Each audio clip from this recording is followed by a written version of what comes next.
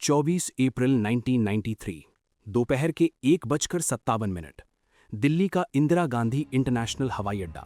एक बोइंग 737-200 अपने इंजन्स गर्म कर रही थी। इंडियन एयरलाइंस की flight IC-427, destination Srinagar, Kashmir. On board थे 135 यात्री और 6 क्रू मेंबर्स, कुल 141 जाने। कुछ टूरिस्ट्स थे, कश्मीर की वादियां देखने जा रहे थे। कुछ फैमिलीज थीं, बच्चे, बूढ़े, औरतें, कुछ बिजनेसमैन थे। सब अपनी अपनी दुनिया में थे। किसी को नहीं पता था कि वो एक ऐसी उड़ान में बैठ रहे हैं जो इतिहास बदल देगी। बोर्डिंग हो रही थी, सिक्योरिटी चेक हो रहा था। एक आदमी क्यू में था, दोनों पैरों में प्लास्टर लगा था, क्रचेस के सहारे चल रहा था। सिक्योरिटी गार्ड्स ने देखा एक घायल मुसाफिर, शायद एक्सीडेंट हुआ होगा, शायद ऑपरेशन हुआ होगा। डिसेबल्ड पैसेंजर्स के लिए रूल्स थोड़े ढीले थे उस जमाने में। किसी ने ज्यादा सवाल नहीं किए, किसी ने प्लास्टर को ध्यान से नहीं देखा। वो आदमी मुस्कुराया, आगे बढ़ा, प्लेन में घुस गया। उसका नाम था मोहम्मद यूसुफ शाह, हिजबुल मुजाहिदीन का एक ट्रेंड आतंकवादी। उसके दोनों पैरों के प्लास्टर के अंदर छुपी थी एक लोडेड 9mm पिस्टल और एक लाइव हैंड ग्रेनेड।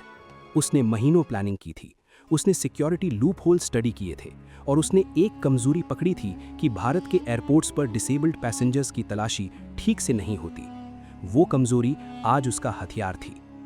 प्लेन ने रनवे छोड़ी, व्हील्स ऊपर उठे, दिल्ली की जमीन नीचे रह गई और 141 लोगों की जिंदगी अगले कुछ घंटों के लिए एक आतंकवादी के हाथों में चली गई। टेक ऑफ के कुछ ही मिनट बाद जब प्लेन क्रूज एल्टीट्यूड पर पहुंची, मोहम्मद यूसुफ अपनी सीट से उठा, धीरे धीरे। फिर एकदम से लंगड़ाहट गायब हो गई। उसने प्लास्टर से पिस्टल निकाली, ग्रेनेड हाथ में लिया और एक जोरदार आवाज में बोला, ये फ्लाइट अब काबुल जाएगी। कैबिन में सन्नाटा छा गया। एक बच्चे ने रोना शुरू किया, एक बुजुर्ग महिला ने मुंह पर हाथ रख लिया। कैबिन क्रू एकदम से फ्रीज हो गई। यात्री अपनी सीट्स में सिकुड़ गए। मोहम्मद यूसुफ ने आगे बढ़कर कॉकपिट का दरवाजा खटखटाया। कैप्टन BN रेड्डी ने दरवाजा खोला और उनके सामने था एक शख्स, पिस्टल हाथ में, ग्रेनेड दूसरे हाथ में। काबुल अभी। कैप्टन BN रेड्डी एक सीजन्ड पायलट थे, घबराए नहीं। उन्होंने अपना पहला दांव तुरंत खेला। शांत आवाज में बोले, काबुल के लिए फ्यूल नहीं है, रास्ते में कहीं रुकना होगा। ये झूठ था, लेकिन ये जरूरी झूठ था। टाइम बाय करना था। मोहम्मद यूसुफ ने सोचा, फिर बोला, लाहौर, वहां फ्यूल लो, फिर काबुल। कैप्टन रेड्डी ने प्लेन का रुख लाहौर की तरफ मोड़ा और साथ ही क्वाइटली, बिना हाईजैकर को पता चले, एक डिस्ट्रेस सिग्नल भेजा। ट्रांसपॉन्डर पर स्क्वॉक कोड 7500 सेट किया, जो इंटरनेशनल कोड है हाईजैकिंग का। ग्राउंड कंट्रोल को मैसेज गया, दिल्ली को पता चल गया। लेकिन लाहौर का जो जवाब आया वो किसी ने एक्सपेक्ट नहीं किया था। पाकिस्तान ने लैंडिंग की परमिशन देने से साफ मना कर दिया। ये एक डिप्लोमेटिक ट्विस्ट था। उस वक्त अमेरिका पाकिस्तान को टेररिस्ट स्टेट घोषित करने के बहुत करीब था। पाकिस्तान पर इंटरनेशनल प्रेशर था। ऐसे में अगर एक इंडियन एयरलाइंस की हाईजैक्ड फ्लाइट लाहौर में उतरती तो पाकिस्तान की इमेज और बिगड़ती। इसलिए पाकिस्तान ने दरवाज़ा बंद कर दिया। मोहम्मद यूसुफ के लिए ये एक झटका था। उसका प्लान गड़बड़ा गया। उसने कैप्टन रेड्डी पर दबाव बढ़ाया। कैप्टन रेड्डी ने एक बार फिर शांति से जवाब दिया, अब अमृतसर उतरना होगा, फ्यूल खत्म हो रहा है। ये सच नहीं था, लेकिन ये टैक्टिकल था। दोपहर के 3:20 IC-427 अमृतसर के राजा सांसी एयरपोर्ट पर उतरी और यहीं से शुरू हुआ एक ऐसा खेल जिसमें एक तरफ था एक अकेला आतंकवादी और दूसरी तरफ थी पूरी भारतीय मशीनरी। अमृतसर में प्लेन के उतरते ही हलचल मच गई। एयरपोर्ट अथॉरिटीज अलर्ट हो गई, पंजाब पुलिस सक्रिय हो गई और दिल्ली में prime minister PV Narasimha Rao के दफ्तर में एक इमरजेंसी मीटिंग शुरू हो गई। ये 1993 का भारत था। मार्च 1993 में सिर्फ 6 हफ्ते पहले मुंबई में सीरियल बॉम्ब ब्लास्ट्स हुए थे। देश पहले से ही सदमे में था। सिक्योरिटी एजेंसीज पर पहले से ही दबाव था और अब एक हाईजैक्ड प्लेन, 141 लोग, एक आर्म्ड आतंकवादी। क्राइसिस मैनेजमेंट ग्रुप एक्टिवेट हुआ। कैबिनेट सेक्रेटरी को ब्रीफ किया गया। NSG को तुरंत कॉल किया गया। शाम के 5 बजे NSG का 52 स्पेशल एक्शन ग्रुप, जिसे स्पेसिफिकली एंटी हाईजैकिंग ऑपरेशंस के लिए ट्रेन किया गया था, अमृतसर पहुंचा। नेतृत्व था ब्रिगेडियर CB थापा का। साथ में थे ट्रेंड कमांडोज, हाथों में थे MP5 सब मशीन गन्स, Glock 17 पिस्टल्स, सिग सावर और साइलेंस्ड वेपन्स। वो एयरपोर्ट पर उतरे, चुपचाप, क्वाइटली, किसी को पता नहीं चला। लेकिन NSG के साथ एक और शख्सियत अमृतसर पहुंची, शाम 6 बजे, KPS गिल, पंजाब पुलिस के डायरेक्टर जनरल। वो शख्स जिसने पंजाब में आतंकवाद की कमर तोड़ी थी, जिनका नाम सुनकर आतंकवादी कांपते थे, जो किसी से नहीं डरते थे, न आतंकवादियों से, न पॉलिटिकल प्रेशर से, न मीडिया से। केपीएस गिल ने आते ही कमांड संभाली। उन्होंने एक स्ट्रैटेजी बनाई जो उनके स्टाइल जैसी थी, अग्रेसिव, साइकोलॉजिकल, डोमिनेंट। वो खुद नेगोशिएट करने लगे और उनकी नेगोशिएशन का तरीका बाकी सबसे अलग था। वो हाईजैकर को थकाना चाहते थे, उसे फ्रस्ट्रेट करना चाहते थे, उसे ये फील कराना चाहते थे कि वो जीत नहीं सकता, कि उसकी मांगें कभी नहीं मानी जाएंगी, कि वो अकेला है, कि बाहर की दुनिया उसके खिलाफ है। और इसी दौरान एनएसजी के कमांडोज धीरे धीरे चुपचाप प्लेन के चारों तरफ घेरा कस रहे थे। रात का अंधेरा उतरने लगा। प्लेन के अंदर 141 लोग थे। घंटों से खाना नहीं, पानी कम, बच्चे रो रहे थे, बुजुर्ग घबराए हुए थे। मोहम्मद यूसुफ था, एक हाथ में पिस्टल, दूसरे हाथ में ग्रेनेड, लेकिन घंटों की नेगोशिएशन ने उसे थका दिया था। उसकी नींद उड़ी हुई थी, उसके दिमाग में कंफ्यूजन था, लेकिन खतरा अभी भी वही था। एनएसजी के स्नाइपर्स ने प्लेन पर नजर रखी और उन्हें एक क्रिटिकल जानकारी मिली। प्लेन के अंदर सिर्फ एक आर्म्ड हाईजैकर था। एक और शख्स था, लेकिन वो एक कोअर्स्ड पैसेंजर था जिसे मोहम्मद यूसुफ ने डरा धमकाकर अपना साथी बनाया था। वो असल में निर्दोष था। ये इंटेलिजेंस क्रूशल थी, क्योंकि अगर कमांडोज गलती से उस दूसरे शख्स को भी हाईजैकर समझ लेते तो नतीजा बहुत बुरा हो सकता था। ब्रिगेडियर थापा ने अपनी टीम को ब्रीफिंग दी। 14 commandos, 7 entry points, front door, rear door, emergency exits, सब एक साथ, साइमल्टेनियस असॉल्ट। कोई एक पॉइंट अकेले नहीं, सब एक साथ, ताकि हाईजैकर किसी एक तरफ फोकस न कर सके। और एक और एलिमेंट था प्लान में, एक डिस्ट्रैक्शन। मिडनाइट के करीब 12 बजे prime minister PV Narasimha Rao ने खुद ब्रिगेडियर थापा को कॉल किया। रेडी हो? हाँ सर। कितना टाइम लगेगा? 3 मिनट से ज्यादा नहीं। पीएम नरसिम्हा राव ने एक पल रुककर कहा, गो अहेड। ऑथराइजेशन मिल गया। रात के 1 बजे एयरपोर्ट पर सन्नाटा था।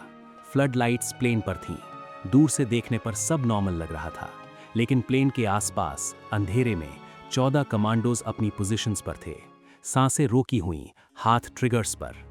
तभी प्लान का वो हिस्सा एग्जीक्यूट हुआ जो मोहम्मद यूसुफ को नहीं पता था। एक फ्यूल टैंकर प्लेन की तरफ बढ़ा, आवाज के साथ, नॉइस के साथ, जैसे फ्यूल भरने आया हो। मोहम्मद यूसुफ का ध्यान उस टैंकर पर गया। वो कॉकपिट की तरफ झांका। वो एक पल के लिए डिस्ट्रैक्ट हुआ, बस एक पल चाहिए था। सिग्नल मिला। 14 कमांडोज एक साथ हरकत में आए। 7 एंट्री पॉइंट्स पर साइमल्टेनियसली दरवाजे खुले। Flash, movement, speed. कैबिन में यात्रियों को कुछ समझ नहीं आया। एक तेज आवाज, कुछ शैडोज, और फिर कमांडोज अंदर थे। मोहम्मद यूसुफ ने पिस्टल उठाई, लेकिन उससे पहले एक साइलेंस्ड शॉट। वो गिर गया। ग्रेनेड उसके हाथ से छूट गया, लेकिन पिन नहीं खींची थी। कमांडोज में से एक ने तुरंत उसे सिक्योर किया। बाकी कमांडोज कैबिन में आगे बढ़े। नीचे बैठो, सिर झुकाओ। यात्री जो पहले से डरे हुए थे अब और सिकुड़ गए। कमांडोज एक एक सीट के पास से गुजरे। एक एक चेहरा देखा, कोई और थ्रेट नहीं था। Cockpit clear, cabin clear, rear clear, operation खत्म। रात के 1:03, 141 यात्री सेफ, 6 क्रू मेंबर्स सेफ, एक भी सिविलियन को खरोच नहीं, एक भी कमांडो घायल नहीं। मोहम्मद यूसुफ न्यूट्रलाइज्ड। जब यात्री प्लेन से बाहर निकले, कुछ रो रहे थे, कुछ जमीन पर बैठ गए।